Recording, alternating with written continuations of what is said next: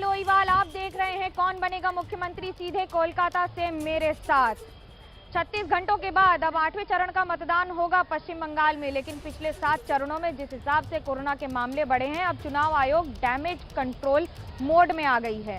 2 मई के लिए आदेश दे दिए गए हैं कि किसी भी तरह का उत्सव या फिर जुलूस नहीं निकाला जाएगा, बंगाल या फिर बाकी राज्यों में भी। लेकिन बंगाल में अब जो कोरोना के केसेस हैं उनकी रफ्तार 9% से ज्यादा की दर से बढ़ रही है और 15,000 से ज्यादा मामले हर रोज आ रहे हैं। आखिरकार क्या है बंगाल में हाल, देखिए हमारी इस स्पेशल रिपोर्ट में।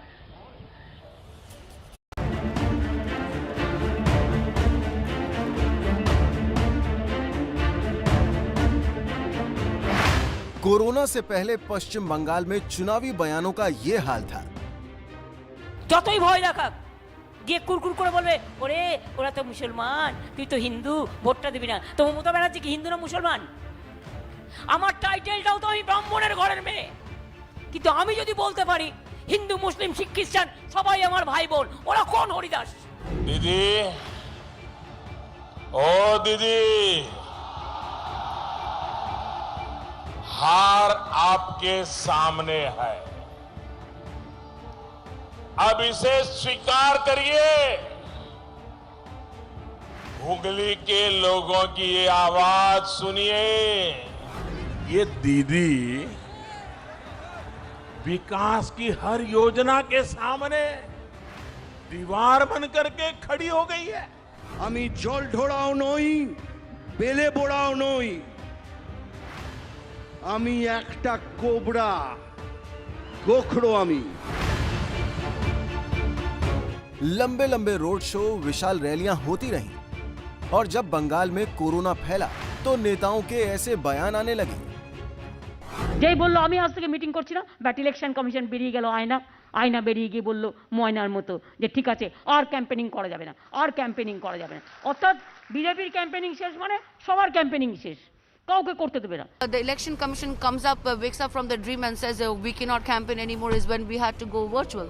So on that note, when everything is all said and done, it's all done now, and we're facing a lot of problems at the moment. Let's just hope that we conquer this fight and we shall win also. Bengal में सियासत के सुर बदले हैं क्योंकि यहाँ corona case 9% की रफ्तार से बढ़ रहे हैं। पश्चिम बंगाल में कोरोना मरीजों की वृद्धि दर 9% है, जो काफ़ी चिंताजनक है ये माना जा रहा है। और इससे पहले देखा गया था कि कर्नाटक में इसी वजह से लॉकडाउन जारी हो गया था। क्या पश्चिम बंगाल में भी ऐसा होगा? लेकिन उससे पहले चिंता की बात यह है कि 29 तारीख को 8वें चरण के चुनाव होना है और 2 तारीख को काउंटिंग डे है। और ये माना जा रहा है, डॉक्टर्स का भी ये मानना है कि ये 2 दिन में कोरोना मरीजों की संख्या और भी बढ़ सकता है पश्चिम बंगाल में। 27 मार्च को बंगाल में पहले चरण का चुनाव हुआ, उससे पहले प्रचार जोरों पर चालू था। 26 मार्च को बंगाल में जो आंकड़े आए उसके मुताबिक एक दिन में करीब 700 केस सामने आ रहे थे।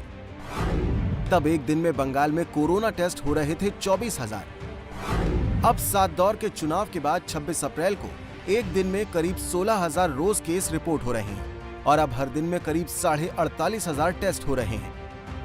यानी बंगाल में जैसे चुनाव के चरण होते जा रहे थे, कोरोना के मामले भी बढ़ते रहे। मामले बढ़े तो ऑक्सीजन और जीवन बचाने वाली दवाइयां कम पड़ती गईं। सुनिए कोलकाता के इस परिवार की कहानी, जिसकी बहन, जीजा और 2 बच्चे अस्पताल में भर्ती हैं और दवाई इन्हें कैसे मिली। 21 अप्रैल से मेरा जीजा जी, मेरा दीदी, मेरा 2 नीस हॉस्पिटलाइज है कोविड से। बहुत प्रॉब्लम फेस करने हो रहा है। फर्स्ट तो ये कोविड का वेरिएंट भी थोड़ा डिफरेंट है। मिडिल में रेमडेसिविर का जो दरकार था हॉस्पिटल में मिल नहीं रहा था, जहाँ हॉस्पिटलाइज्ड है उधर में मिल नहीं रहा था। पश्चिम बंगाल में अभी हम लोग जानते हैं कि एवरी डे 15,000 के ऊपर पॉजिटिव केसेस है। तो हमको जो अभी करना है कि हमारा जो स्थिति जो है इसको कंटेन करना है, क्योंकि आपको पहले जो करना है कि आपको टेस्टिंग बढ़ाना है, क्योंकि टेस्टिंग बढ़ाने से आपको पता चलेगा कि इन्फेक्टिविटी कितना है। और जो पॉजिटिव पेशेंट्स होते हैं उनको पहले हम कोशिश करेंगे कि घर पे उनको रखें, उनको आइसोलेशन में रखें, और जो मरीजों को ज़रूरत है हॉस्पिटल आने के लिए उनको हॉस्पिटल में दाखिल करना है। कोरोना को देखते हुए चुनाव आयोग ने आखिरी के चरणों में प्रचार पर बड़ी पाबंदियां लगाई और अब 2 मई को विजय जुलूस भी निकालने पर कार्रवाई होगी। लेकिन बंगाल में अभी तक कोई बड़ा लॉकडाउन जैसा फैसला नहीं दिख रहा है, जो हालात को और चिंताजनक बना रहे हैं। अगर हम लोग का कोई सिम्टम्स होता है, तुरंत टेस्ट करवाइए, खुद को आइसोलेशन में डालिए। आइसोलेशन में डालने के बाद अपने डॉक्टर से आप मशवरा लो। पश्चिम बंगाल की ग्राउंड रिपोर्ट आपने देखी। अब आपको लेकर चलेंगे उत्तर प्रदेश। उत्तर प्रदेश लेकर जाना अहम इसलिए है क्योंकि यूपी की सरकार बार बार दावा कर रही है कि न तो दवाइयों की कमी है और न ही राज्य में ऑक्सीजन की कोई कमी है। तो फिर आखिरकार सच्चाई है क्या? क्योंकि यूपी की सरकार बार बार ये दावा कर रही है कि कुछ लोग कुछ मंसूबे के तहत बार बार अफवाह फैला रहे हैं। तो हम आपको लेकर चलेंगे गोरखपुर। गोरखपुर इसलिए क्योंकि वो मुख्यमंत्री योगी आदित्यनाथ का गढ़ है।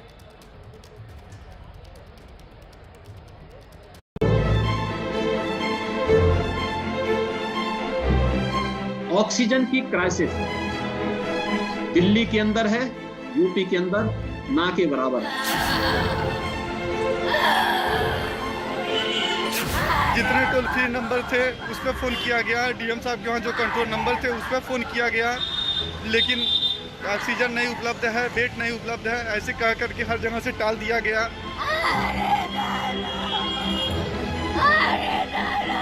कुछ लोग जानबूझ करके शरारतन स्थिति को पैनिक बनाने का प्रयास कर रहे हैं और उसके माध्यम से अफवाह फैला करके एक नकारात्मकता पैदा करने का प्रयास कर रहे हैं।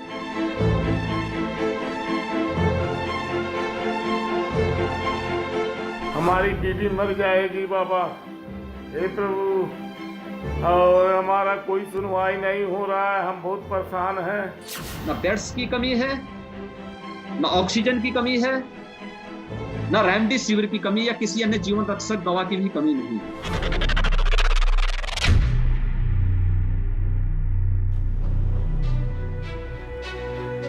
जिनके पास पूरे राज्य की जनता की जिम्मेदारी है, वो कहते हैं कि यूपी में ऑक्सीजन की कमी न के बराबर है, लेकिन तस्वीरें तो झूठ नहीं बोलती।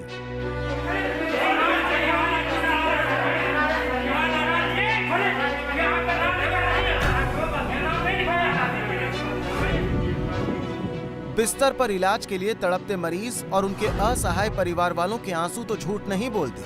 ऑक्सीजन लगा के इनको किसी तरह इनको जीवित रखे हैं। 4-5 दिन हो गया, हमारा कोई सुनवाई नहीं हो रहा, मेडिकल में कोई भर्ती नहीं ले रहा है, पूरा गोरखपुर में कोई भर्ती नहीं ले रहा है। हम एकदम परेशान है, मेरी बीवी परेशान है, केवल ऑक्सीजन के बल पे 3-4 दिन से रोके पड़े हैं। बाबा, मेरी सरकार से निवेदन है, मेरी जल्दी से जल्द व्यवस्था किया जाए, नहीं तो मेरी बीवी मेरे बच्चे अनाथ हो जाएंगे। सरकार। एक पति अपनी पत्नी की जिंदगी के लिए यूपी सरकार और प्रशासन के आगे हाथ जोड़कर भीख मांग रहा है। वो कह रहा है कि उसके बच्चों को अनाथ होने से बचा लो।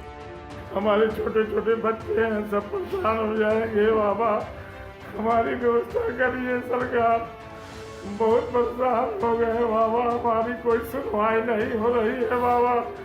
हमारे 3-4 बच्चे हैं, सब बच्चे अनाथ हो जाएंगे बाबा, मेरी व्यवस्था करिए बाबा। तस्वीरें यूपी के गोरखपुर की हैं, जहां पाटेश्वरी सिंह की पत्नी अर्चना सिंह का ऑक्सीजन लेवल लगातार गिर रहा है। उनकी कोविड रिपोर्ट नेगेटिव है, लेकिन ऑक्सीजन गिरते गिरते 70 पहुंच चुका है। अर्चना को घर पर ही ऑक्सीजन लगा है। पति गोरखपुर के अलग अलग अस्पताल के चक्कर काट चुके हैं, लेकिन कहीं उनकी पत्नी को भर्ती नहीं किया गया। गोरखपुर में कोई हॉस्पिटल नहीं बचा है जहाँ हम लोग गए नहीं है, लेकिन city hospital Gorakhpur, Aryan hospital में चले गए, मेडिकल में गए, कोई मुझे हमें भर्ती नहीं ले रहा है। गोरखनाथ वाले में भी गए, गोरखनाथ में भी गए हैं। गोरखपुर से ये कोई अकेली तस्वीर नहीं है। अलग अलग कहानी यूपी के चरमराए हुए सिस्टम की गवाही दे रही है।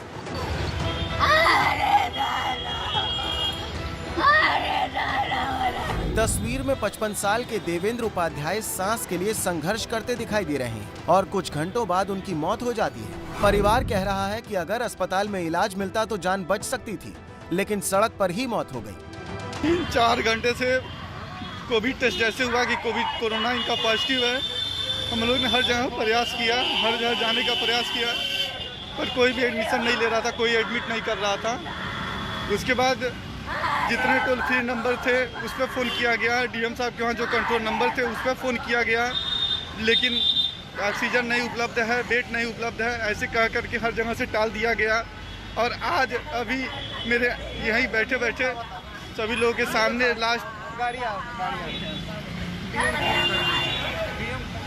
तो अपना दम तोड़ दिए। देवेंद्र उपाध्याय की मौत का वीडियो वायरल हुआ तो प्रशासन ने एम्बुलेंस का इंतजाम किया। हालात ये हैं कि मौत के बाद घाट से शव तक वापस लाना पड़ रहा है, क्योंकि अंतिम संस्कार के लिए जो नंबर मिल रहा है वो इतना दूर है कि इंतजार खत्म नहीं होता। गोरखपुर प्रशासन कहता है कि हर रोज कोरोना से मरने वालों का आंकड़ा पिछले 3 दिन से 2 से 5 के बीच है, लेकिन अंतिम संस्कार के लिए शव का नंबर नहीं आता। योगी आदित्यनाथ कहते हैं कि यूपी में न तो ऑक्सीजन की कमी है और न ही इंजेक्शन की, अस्पताल में बेड भी उपलब्ध है। मौजूदा स्थिति में ही नहीं, हम लोग सेकेंड और थर्ड वेव के लिए भी तैयार हैं। और मैं इस बात को कह सकता हूं कि हम लोगों ने हर एक जनपद को मौजूदा जितनी उनकी बेड्स की क्षमता है उसको दुगना करने के लिए पहले से आदेश किया है। अगर वाकई ऐसा है तो यूपी के फिरोजाबाद की ये तस्वीर क्यों आई है, जहां एक बेटा अस्पताल के चक्कर काटता रहा, सड़क पर ऑक्सीजन के लिए तड़पते पिता को लेकर बैठा रहा और आखिरकार उनकी जान चली गई।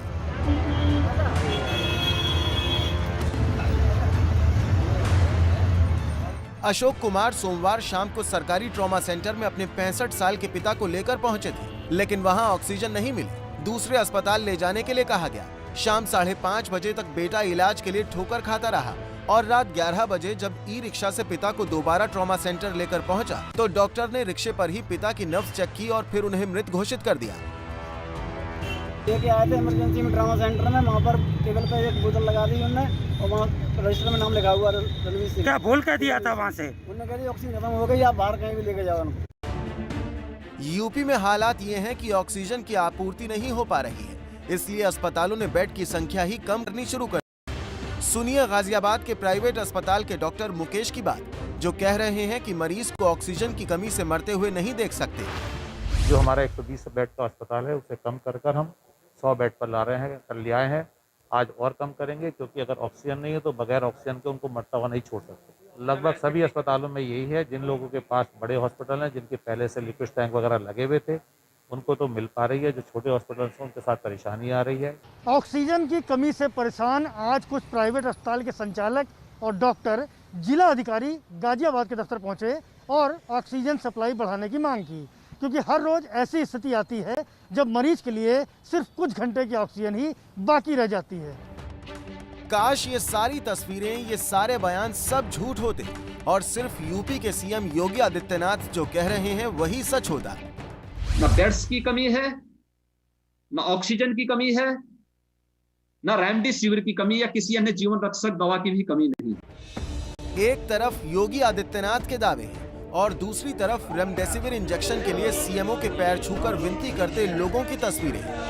तस्वीर नोएडा की है, जहां रेमडेसिविर इंजेक्शन के लिए दर-दर की ठोकरें खाने के बाद मरीज का परिवार सीएमओ दफ्तर पहुंचा और जान बचाने के लिए इंजेक्शन मुहैया कराने की विनती की।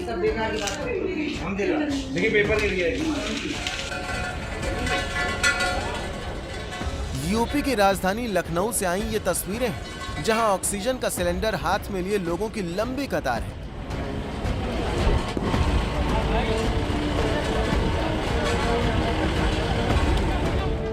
हालात दर्दनाक हैं, क्योंकि कोरोना संक्रमित की संख्या के आगे इलाज की पूरी व्यवस्था का दम फूल रहा है।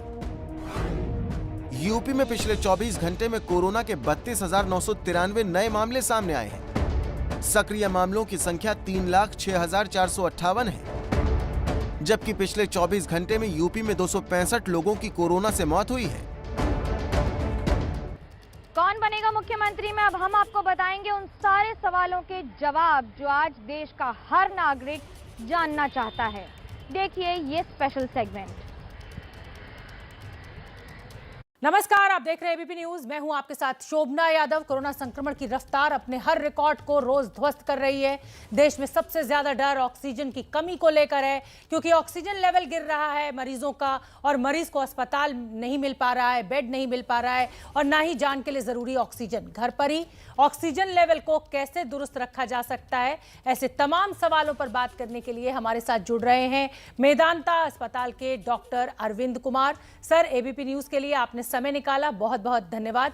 मेरा पहला सवाल आपसे यही है कि कल निकलकर ये बात सामने आई कि अब अगर आप घर में भी हैं तो भी मास्क लगाइए, तभी आप कोरोना से बच सकते हैं। क्या करें? जी, देखिए, पहले बात तो मुझे शो में इनवाइट करने के लिए आपका धन्यवाद और दर्शकों को मेरा सादर नमस्कार। जो इस बार का कोरोना का इन्फेक्शन जिस तरह से फैला, इन्फेक्शन कहें या इसको सुनामी कहें, और जो लास्ट ईयर से कंपेयर करें तो जिस स्पीड से ये फैला है और जो पैटर्न इमर्ज होके आ रहा है, पिछली बार एक फैमिली में 1-2 मेंबर अफेक्ट होता था, बाकी लोग अनअफेक्टेड रहते थे। इस बार एक मेंबर अफेक्ट हुआ तो पूरी फैमिली, उस फ्लोर पे रहने वाले पूरे लोग, या सोसाइटी में कई फ्लोर्स, मतलब इस तरह से इन्फेक्शन हो रहा है कि उसका मतलब कुछ समझ में नहीं आ रहा है कि किस स्पीड से। तो उसकी वजह से प्लस जो और पिछले 7-8 महीने में एविडेंस आई है, उससे ये निकल के आ रहा है कि शायद जो लास्ट ईयर हम सोचते थे कि ये ड्रॉपलेट से मेनली फैलता है, 5 माइक्रोन से बड़ी ड्रॉपलेट्स होती हैं जो सरफेस पे गिर जाती हैं और वो हाथ के थ्रू, जिसको हम फोमाइट ट्रांसमिशन कहते थे, जो पिछले साल हम एक मेजर पार्ट मानते थे, वो अब ये आ रहा है कि शायद वो एक माइनर पार्ट है। मेजर पार्ट है कि जब हम खांसते हैं, बोलते हैं, तो हमारे मुंह से जो एरोसॉल निकलता है उसमें बहुत माइन्यूट से पार्टिकल्स होते हैं जो हवा में सस्पेंडेड रहते हैं और वो काफी टाइम तक वहां रह सकते हैं, और शायद वो हवा के साथ एटलीस्ट घर में एक कमरे से दूसरे कमरे या इस तरह से ट्रैवल कर सकते हैं। उसी से हम इस समय जो इतनी इन्फेक्शन फैल रहा है उसको एक्सप्लेन कर पा रहे हैं, और इसी बेसिस पे नीति आयोग ने, और ये जी आप भी जानते हैं कि टेस्ट को लेकर बेहद दिक्कत है, टेस्ट हो नहीं पा रहे हैं। अगर टेस्ट हो रहा है तो रिपोर्ट बहुत दिनों में आ रही है। ऐसे में अगर घर में एक व्यक्ति कोरोना पॉजिटिव हो जाता है तो क्या ये जरूरी है कि सारे घर के लोग अपना वो टेस्ट करवाएं, या जब तक सिम्टम्स ना आए तब तक इसको अवॉइड करें?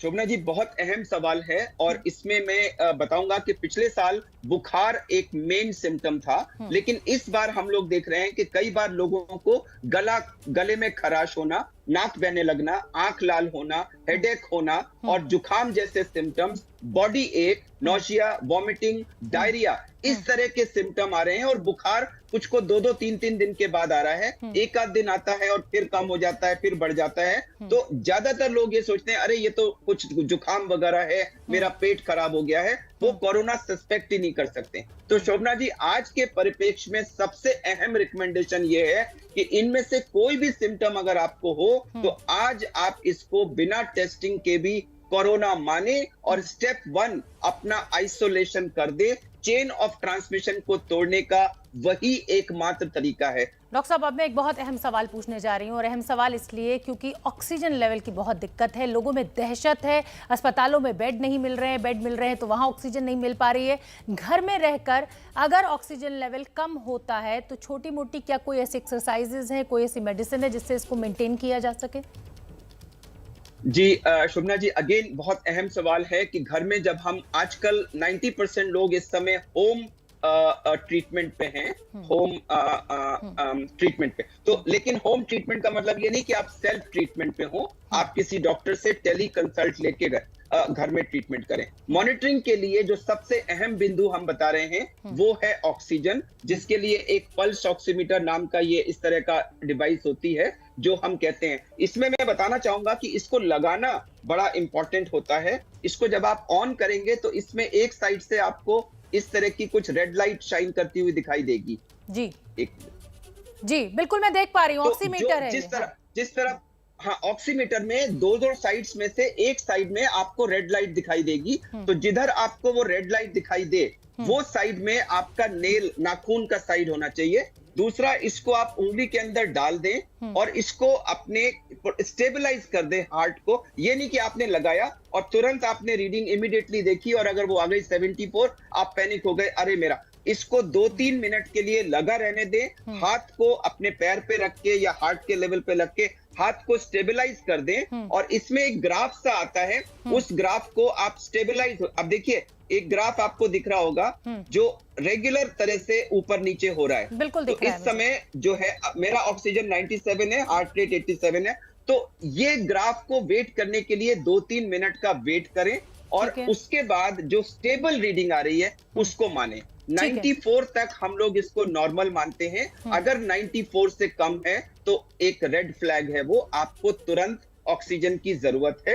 आप अस्पताल संपर्क करें या आजकल लोग होम ऑक्सीजन ले रहे हैं, लेकिन जब तक आप उसका वेट कर रहे हैं तो एक एक्सरसाइज होती है जिसे सेल्फ प्रोनिंग कहते हैं, जिसमें हम पेट के बल लेट जाते हैं और पेट के बल लेटने से हमारे चेस्ट के अंदर, लंग्स के अंदर ब्लड सप्लाई और हवा का जो सम्मिश्रण होता है उसमें कुछ रीएडजस्टमेंट होता है, जिससे ऑक्सीजनेशन प्राय मेजॉरिटी में, सब में नहीं, मेजॉरिटी में 5 से 10% बढ़ जाता है। एक तो आप सीधे होके बैठे, बीच बीच में जैसे ये फौजी लोग एक्सरसाइज करते हैं ऐसा करिए, अपने कंधों को बीच में ऊपर नीचे मूव करिए, आर्म को ऐसे ऊपर ले गए नीचे लाए, ऊपर ले गए नीचे लाए। और एक बहुत इंपॉर्टेंट एक्सरसाइज है जिसे हम कहते हैं ब्रेथ होल्डिंग, उसमें आप मुंह खोल के मेरी तरफ देखिएगा, हम गहरा सांस लेंगे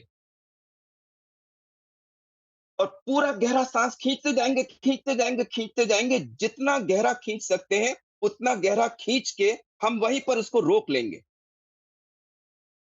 और जितनी देर हम उसको रोक सकते हैं उतनी देर हम उनको रोक के रखेंगे। जब हम ऐसा गहरा गहरा गहरा गहरा सांस खींचते हैं तो हमारे लंग्स पूरे 100% एल्वियोलाई रिक्रूट हो जाते हैं और लंग अपनी बेस्ट कैपेसिटी पे काम करते हैं। तो जिसका 94 से 87, 88 हुआ है उसको ये प्रोन लेटना, एक्सरसाइज करना, यही इमीडिएट एक्सरसाइजेज ही शायद उसको वापस 94। तो इससे 3 फायदे हैं। एक, अगर आपको माइनर सी ऑक्सीजन की जरूरत है तो हो सकता है आपका ऑक्सीजन वापस 94 आ जाए, ऑक्सीजन ना लगे। 2, अगर आपको जरूरत भी है तो ऑक्सीजन की रिक्वायर्ड मात्रा कम हो सकती है। और तीसरा, जब तक आप ऑक्सीजन और बेड का, हॉस्पिटल का अरेंजमेंट करते हैं तब तक आपको बीच में 5 से 8% अपनी ऑक्सीजन बढ़ाने का एक इजी उपाय मिल जाता है। एक चीज़ और आ रही है, ऑक्सीजन कॉन्सेंट्रेटर, लेकिन उसके साथ कुछ लोग ये कह रहे हैं कि ऑक्सीजन कॉन्सेंट्रेटर जब आप लेते हैं तो वो लंबे समय तक, घंटे 2 घंटे लेने के बाद वो आपके ऑर्गन्स को डैमेज करता है क्योंकि वो बड़ा कॉन्सेंट्रेटेड ऑक्सीजन है। मैं इस पर भी चाहूंगी कि आप मेरे दर्शकों को बताएं, क्योंकि बहुत लोगों ने ऑक्सीजन कॉन्सेंट्रेटर्स अपने घर पे रखे हुए हैं और जरूरत पड़ने पर वो इसका इस्तेमाल कर रहे हैं। जी, सिलेंडर से हमने ऑक्सीजन कनेक्ट की तो उसके ऊपर एक फ्लो मीटर लगा होता है और उसमें एक नॉब होती है, उस नॉब को खोलने से ऑक्सीजन आती है। वहां एक ग्लास का चेंबर होता है जिसके अंदर एक रेड या ग्रीन कलर की एक बॉल होती है। जैसे ही ऑक्सीजन उसमें से फ्लो करती है वो बॉल ऊपर जाती है और उस चेंबर में मार्किंग होती है 0, 2, 4, 6, 8, 10, 12।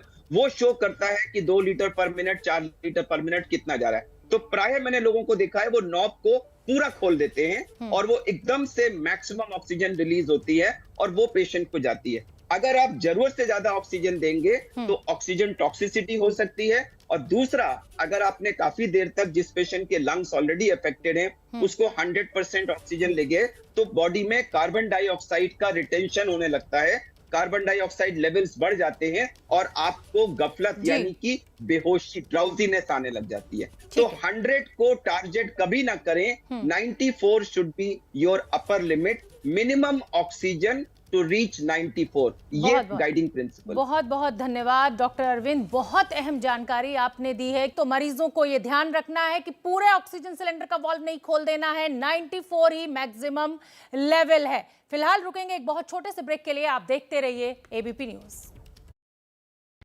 कौन बनेगा मुख्यमंत्री में कोलकाता से सीधे प्रसारण में फिलहाल कैमरा पर्सन सुजीत सामल और सूरज पांडे के साथ मुझे दीजिए इजाजत। कल फिर जुड़ेंगे, लेकिन तब तक अपना ख्याल रखिएगा इस कोरोना काल में।